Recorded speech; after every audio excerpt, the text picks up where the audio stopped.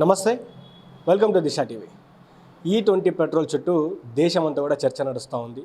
అసలు ఆ పెట్రోల్ వల్ల ఇబ్బంది కలుగుతుంది మిగతా వాళ్ళంటుంటే గవర్నమెంట్ మాత్రం చాలామందికి ఉపాధి కలుగుతుంది, చాలా విషయంలో అంటే ఈ ప్యూర్ పెట్రోల్ తయారు చేయడంలో చాలామందికి హెల్ప్ అవుతుందని కూడా చెప్తా ఉన్నారు. మాట్లాడేటువంటి ప్రయత్నం చేద్దాం ఇదే అంశంపై మొత్తం పాటు మాట్లాడడానికి Aam Aadmi party state convener అయినటువంటి హేమ సుదర్శన్ గారు మాట్లాడేటువంటి ప్రయత్నం చేద్దాం. మేడం చెప్పండి, అసలు E20 పెట్రోల్ వల్ల వచ్చేటువంటి నష్టం ఏంది, మీరు ఎందుకు దాన్ని వ్యతిరేకిస్తూ ఉన్నారు? E20 పెట్రోల్ వల్ల ఇప్పుడు ఇథనాల్ ప్యూర్ పెట్రోల్ వాడినప్పుడు మన బండ్లు ఏ విధంగా ఉన్నాయి, ఇప్పుడు ఇథనాల్ కలిపిన పెట్రోల్ వాడడం వల్ల ఎక్కువగా మైలేజ్ రావట్లేదు అనేది సమస్యలు ఉన్నాయి. ఇంకొకటి వచ్చేసి బండి కొనుక్కునేది అంటే అడికడికి మనకి రిపేర్ల కోసమా చేసుకునేది, ఇథనాల్ వాడడం వల్ల రిపేర్స్ ఎక్కువ అవుతున్నాయి. మరి దానికి ఎవరు ఖర్చు పెడతారు? ఈరోజు సామాన్యులు మిడిల్ క్లాస్ వాళ్ళందరూ చాలా టూ వీలర్స్ కొనుక్కుంటూ ఉంటారు, ఆటోలలో తిరుగుతూ ఉంటారు, లేకపోతే ఇంకా కొన్ని ప్రతిదానికి పెట్రోలే ఎక్కువ యూజ్ చేస్తారు. సో దానివల్ల ఇప్పుడు పెట్రోల్లో ఇథనాల్ కలపడం వల్ల అంతకుముందు 10 కలిపితేనే 10% కలిపితేనే వచ్చేసి అది బ్యాన్ చేపించడానికి ప్రయత్నం చేశారు. ఈరోజు 20% కలుపుతున్నారు. రేపు పొద్దున అంటే 2023 తర్వాత బండ్లు వచ్చేసి ఇథనాల్కి సపోర్ట్ చేసేటప్పుడు తీసుకొచ్చినా కానీ వాళ్ళు 10%లోనే కలిపితే తీసుకొచ్చేటప్పుడు ఇప్పుడు ఎక్కువ కలుపుతున్నారు. ఇంకా 100% తీసుకురావడానికి ట్రై చేస్తున్నారా, లేకపోతే ఇప్పుడు 20% అని చెప్పేసి 50% చేస్తున్నారా? కొన్ని బంకులలో మనం పోయి కొన్ని వీడియోలు చూసినప్పుడు కూడా దాంట్లో మొత్తం ఇథనాలే కనబడుతుంది, పెట్రోల్ చాలా తక్కువ కనబడుతుంది. సో దానివల్ల సమస్యలు ఎక్కువగా ఉన్నాయి కదా. ప్రభుత్వం ఏదైనా చేసేటప్పుడు దాని మీద వచ్చేసి రీసెర్చ్ చేయాలి. బండ్ల మీద వచ్చేసి వాడిన తర్వాత రియల్గానే ఈ బండ్ల ఈ ఇథనాల్ వాడడం వల్ల మనకి ప్రయోజనాలు ఉన్నాయని ఒక సర్టిఫికేట్ వస్తుంది కదా. ఆ సర్టిఫికేట్ ఎక్కడన్నా పెట్టారా? ఇష్టానికి ప్రభుత్వాలు వచ్చేసి ఇప్పుడు నితిన్ గడ్కరీ వాళ్ళ కొడుకులకు వచ్చేసి ఇథనాల్ ఫ్యాక్టరీలు ఉన్నాయని చెప్పేసి ఆయన బిజినెస్ కోసము జనాల మీద ఎందుకు రుద్దుతున్నారు? ఇప్పుడు నిజంగానే వచ్చేసి మనకి పెట్రోల్ దొరకట్లేదా? పెట్రోల్ కొరత అయితే ఏం లేదు కదా. ఈ రోజున మనం వచ్చేసి భూటాన్కి, నేపాల్కు మన దేశం నుంచి సప్లై చేస్తున్నాం. సో ప్యూర్ పెట్రోల్ వచ్చేసి బయట దేశాలలో నిజంగానే అది ఇంప్లిమెంటేషన్ చేయాలనుకుంటే దేశంలో ఉన్న జనాభాను అడిగిన తర్వాత వాళ్ళు అడిగితే, వేరే దేశాలలో అడిగితే మాకు ప్యూర్ పెట్రోలే కావాలి, వద్దు మాకు ఇథనాల్ అని చెప్పేసి వాళ్ళు చెప్పారు.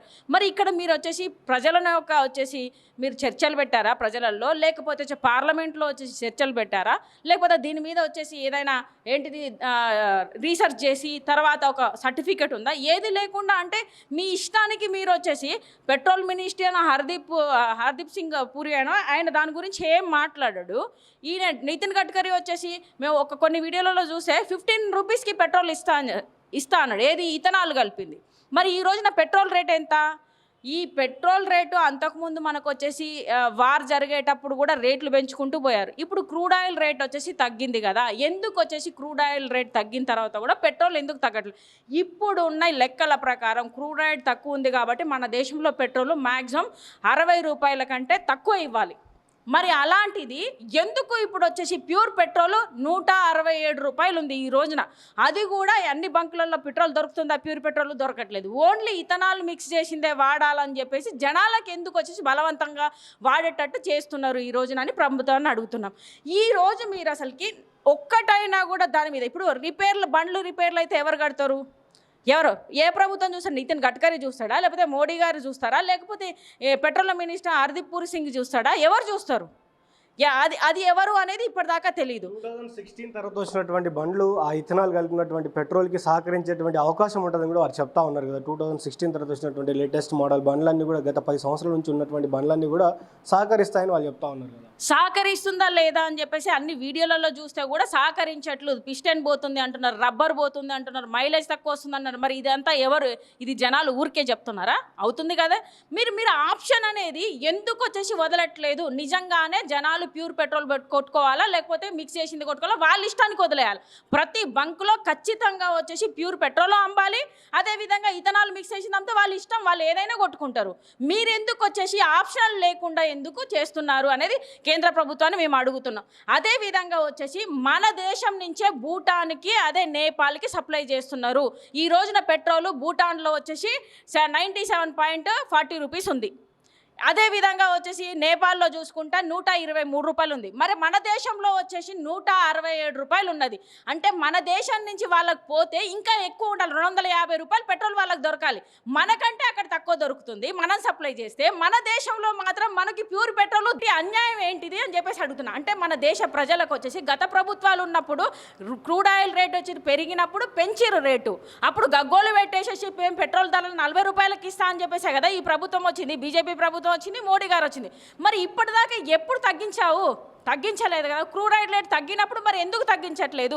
ఇప్పుడు క్రూడ్ ఆయిల్ రేట్ తగ్గింది కదా, మరి ఎందుకు దేశంలో వచ్చేసి పెట్రోల్ ధరలు తగ్గించట్లేదు? ఇథనాల్ మిక్స్ చేసిన పెట్రోల్ కూడా ఈరోజు 117 రూపాయలకు దొరుకుతుంది. మరి ఇథనాల్ మిక్స్ చేయకుండా 167 రూపాయలు అయినా కూడా మీరు ఎందుకు ఆప్షన్ ఇవ్వట్లేదు అని చెప్పేసి అడుగుతున్నా. ఈరోజు నితిన్ గడ్కరీ గారు వచ్చేసి దేశంలో వచ్చేసి పెట్రోల్ మినిస్టర్గా ఉన్నాడా, లేకపోతే పెట్రోలియం మినిస్టర్గా ఉన్నాడా, లేకపోతే హర్దీప్ సింగ్ పూరి వచ్చేసి పెట్రోలియం మినిస్టర్గా ఉన్నాడా? మరి ఆయన రోడ్ మినిస్టర్గా ఉండి నితిన్ గడ్కరీ ఈ విషయాల మీద ఎందుకు మాట్లాడుతున్నారు? 15 రూపాయలకు ఎందుకు పెట్రోల్ ఇస్తా అన్నాడు? మరి ఎక్కడ పోయింది ఆ 15 రూపాయల పెట్రోలు?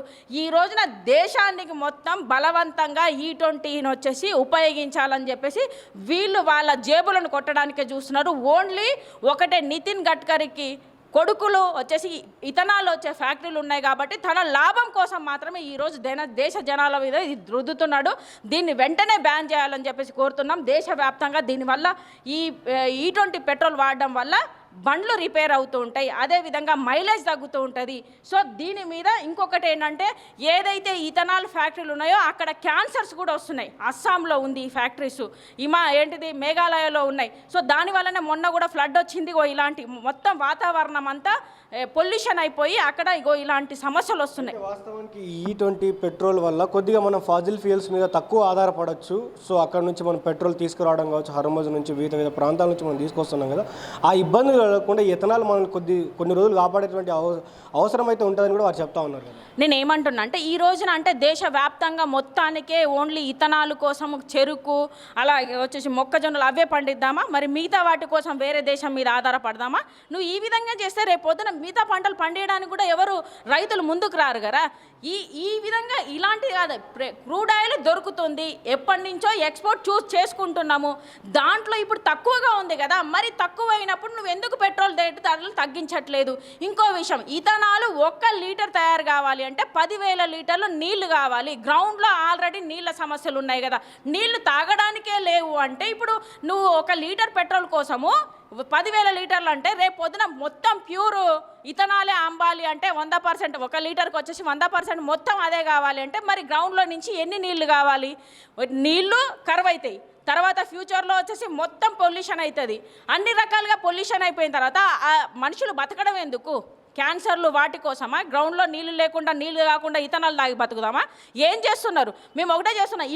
ఇప్పటికి ఖచ్చితంగా చెప్తున్నాను, నితిన్ గడ్కరీ గారిని ఈ విషయంలో ఏదైతే పెట్రోల్ మినిస్టర్ విషయంలో ఆయన వచ్చేసి కలగజేసుకుంటున్నందుకు ఫస్ట్ ఆఫ్ ఆల్ ఆయనను సస్పెండ్ చేయాలని చెప్పేసి కోరుతున్నాము. ఇంకొకటి, పెట్రోలియం మినిస్టర్ అయిన హర్దీప్ సింగ్ పూరి ఏదైతే ఉందో తన పెట్రోలియం మినిస్టర్ మంత్రి శాఖను వచ్చేసి నిర్వహించలే కాబట్టి ఆయనను కూడా సస్పెండ్ చేయాలని కోరుతున్నాం. వాళ్ళు రాజీనామా ఎలాగో చేయరు, చేత కాదు. రియల్గా చెప్పాలి అంటే బీజేపీ ప్రభుత్వం ఉన్న దగ్గర నుంచి మనకు 40 రూపాయలు పెట్రోల్ ఇస్తున్నారు. ఎప్పుడు ఇస్తారు? ఇంకా మోడీ గారు వచ్చి 13 సంవత్సరాలు అవుతుంది. 40 రూపాయలు పెట్రోల్ కాదు కానీ 160 రూపాయలు పెట్రోల్ అయింది. అయినా కూడా ఇంత మనం ట్యాక్సులు కట్టి ఇన్ని రకాలుగా ప్రభుత్వాలకి, బీజేపీ ప్రభుత్వానికి సపోర్ట్ చేసినా కూడా మన దేశం అప్పు ఏమైనా తగ్గిందా అంటే అది కూడా తగ్గలే. ఏం చేస్తున్నాడు మోడీ గారు? ఏమన్నంటే మోడీ గారు ఏమంటున్నాడు? చెప్పనించి అంటాడు. మరి ఏది మేక్ ఇన్ ఇండియా అన్నాడు, ఏది అని అడుగుతున్నాం. ఇప్పటికైనా మోడీ గారు నిజంగానే మీరు దేశభక్తి ఉండి ఈ దేశానికి న్యాయం చేయాలని అనుకుంటే మీరు రాజీనామా చేయని చెప్పేసి అడుగుతున్నాం. మోడీ గారు ఇంకొకటి, అంధభక్తులుగా మనం ఉండకుండా ఇప్పటికైనా బీజేపీ ప్రభుత్వాన్ని హిందూ ముస్లింలు అనుకుంటాం మన దేశంలో ఉన్న జనాభా మీద మొత్తం వచ్చేసి అన్యాయంగా రుద్దుతున్నారు. ప్రతి ఒక్కటి E20 కావచ్చు, మొన్న వచ్చేసి ధర్మేంద్ర ప్రధాన్ లీకేజ్ పేపర్స్ కానీ, ఇంకే ఏ విషయం చూసుకున్నా కానీ ఈ రోజున డాలర్ వాల్యూ కూడా వచ్చేసి తగ్గట్లేదు, పెరుగుతూ పోతుంది. సో నేనేమంటున్నా అంటే బీజేపీ ప్రభుత్వం ఉండడం వల్లే ఇదంతా జరుగుతుంది కాబట్టి బీజేపీ ప్రభుత్వాన్ని బైకాట్ చేస్తే దేశం బాగుపడుతుందని చెప్తాను. చివరిగా మీరు E20 ఏదైతే ఉందో దీన్ని స్వాగతిస్తూ ఉన్నారో లేకపోతే వ్యతిరేకిస్తూ ఉన్నారో, సో దీనిపైన మీరు నరేంద్ర మోడీ ప్రభుత్వానికి ఏం చెప్పదలుచుకున్నారు? E20ని మేము వ్యతిరేకిస్తున్నాం. E20 వల్ల సమస్యలే ఉన్నాయి తప్ప, ఒకటి బండ్లు వాడడం అనేది, బండ్లలో వచ్చేసి మైలేజ్ తగ్గట్లేదు, మైలేజ్ తగ్గుతుంది. ఇంకొకటి ఏంటంటే బండ్లు రిపేర్ అవుతున్నాయి. ప్రతిసారి ఇప్పుడు బండి తీసుకున్నాక నెలలో వచ్చేసి 10-15 రోజులు బండి దేంట్లో ఏంటిది రిపేర్ సెంటర్లో ఉంటే దానికి ఖర్చులు ఎవరు భరిస్తారు? మనం ఈ రోజువారీ గడవడం కోసం వచ్చేసి బండ్లు వాడుతున్నామా, దేనికోసం వాడుతున్నాము? ఒకటి మోడీ గారు మీ పరిపాలన చేత కావట్లేదు, మీకు చేత కాదు, దేశ ప్రజలనంతా సర్వనాశనం చేశారు, దేశాన్ని సర్వనాశనం చేశారు. కాబట్టి మీరు ఏ నిర్ణయం తీసుకున్నా ఈ రోజు ప్రజలకి సమస్యలుగానే ఉన్నాయి తప్ప, ప్రజలకి భారంగా ఉన్నాయి తప్ప, మీరు దేశ ప్రజలకు వచ్చేసి సమస్యలు తీర్చే ప్రధానమంత్రిగా లేరు. కాబట్టి మీరు చేత కాదు, మీరు రాజీనామా చేయమని చెప్పి అడుగుతున్నాం. ఇంకో విషయం, బీజేపీ ప్రభుత్వమే బైకాట్ చేయాలని చెప్పి చెప్తున్నాము.